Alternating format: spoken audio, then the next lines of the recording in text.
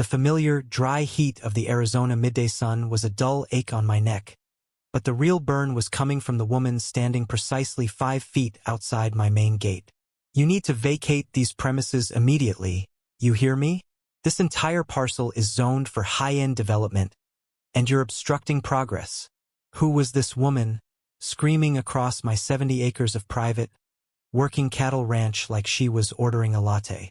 Her voice, a grating metallic whine, shattered the peaceful clack-clack-clack of the old windmill, a sound that usually meant peace and solitude. I leaned against the rusted cedar fence, a slow, heavy sigh building up from the soles of my work boots. This was my Tuesday now? Seriously? The air, usually fragrant with dry sage and the honest smell of dusty earth, was suddenly suffocated by her aggressive, cloying perfume, the scent of entitlement and cheap litigation.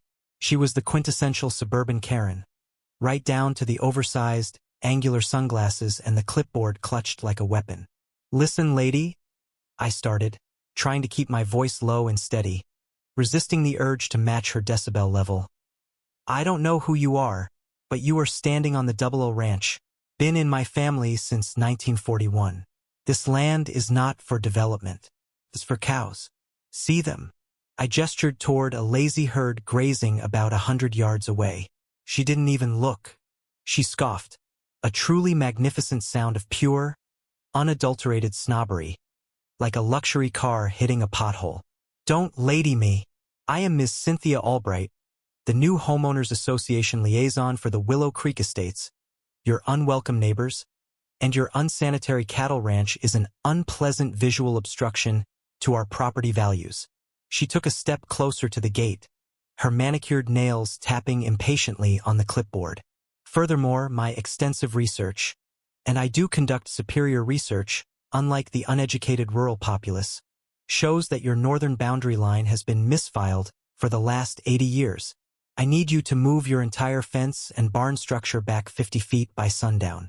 Do you understand the gravity of that infraction, Mr. Whatever your name is? Infraction." I actually bit the inside of my cheek to stop a laugh that would have been interpreted as aggression. The audacity of her trying to redefine a legally surveyed boundary with a clipboard and a bad attitude.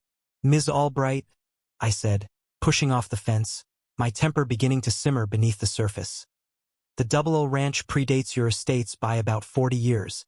The boundary is precisely where it should be, and if you move one rock, you'll be hearing from my attorney." That was the wrong thing to say. Her eyes, visible just above the ridiculously huge frames, narrowed into slits of pure malice. She whipped out her phone, holding it up like a beacon of self-righteousness. "Fine. If you won't be reasonable, I'll call the proper authorities and have them explain basic property rights to you. Peasant. I'm calling 911 right now. I feel threatened and unsafe on my designated community land." I watched, utterly mesmerized, as she actually dialed the emergency number, her face contorted in a mask of theatrical distress. What was she expecting? A tactical team to arrest a 70-year-old deed?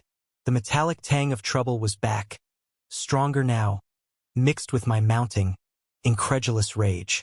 I took a slow, deep breath, trying to steady the furious tremor in my hands. The rhythmic clack-clack-clack of the windmill seemed to speed up, ticking off the moments until karma arrived. This woman truly believes she can undo 80 years of legal ownership with a 5-minute emergency call. How far gone is her sense of reality?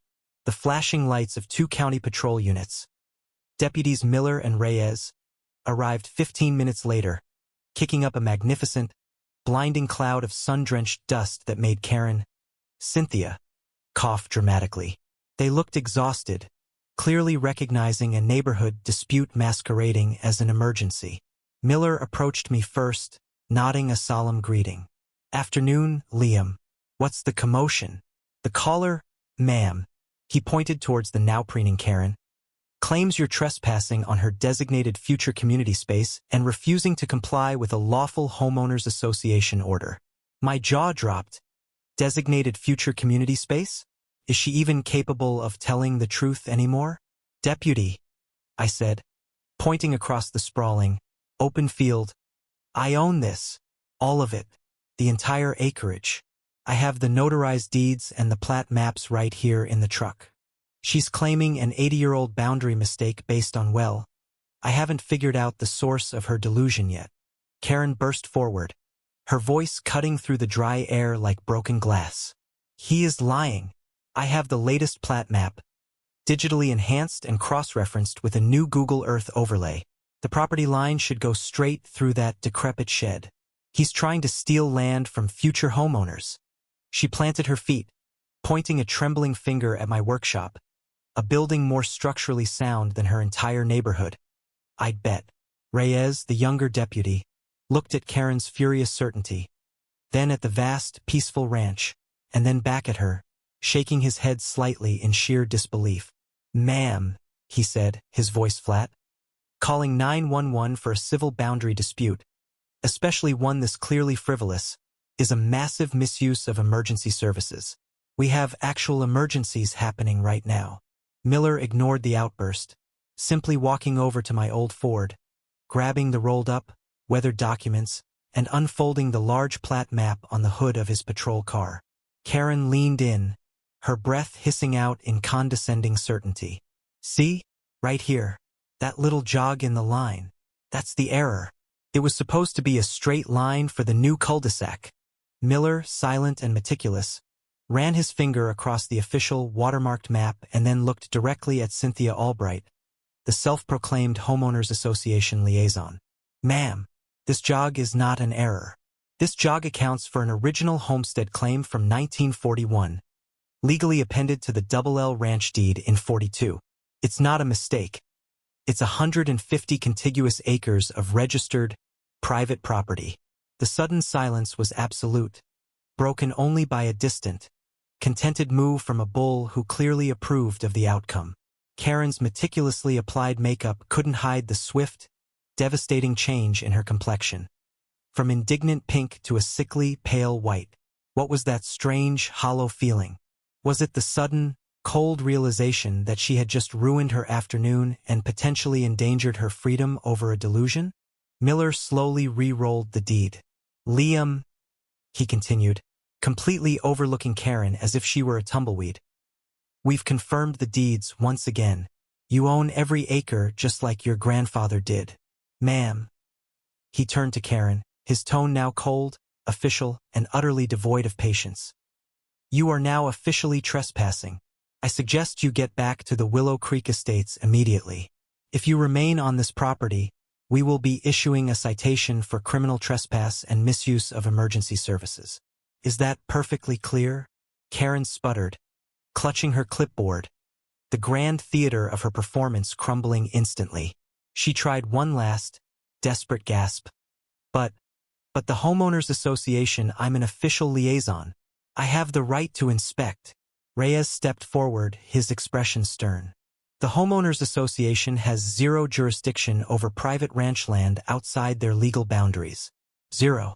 Get in your car, Ms. Albright." She stumbled backward, snatching up her discarded sunglasses and scurrying toward her expensive, leased SUV. Her carefully constructed composure shattered into a million pieces.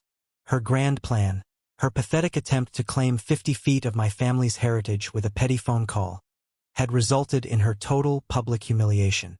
I watched her pathetic retreat, a tiny, beaten figure scurrying away, and the pure, clean scent of dry sage finally returned to the air, cleansing it of her arrogance.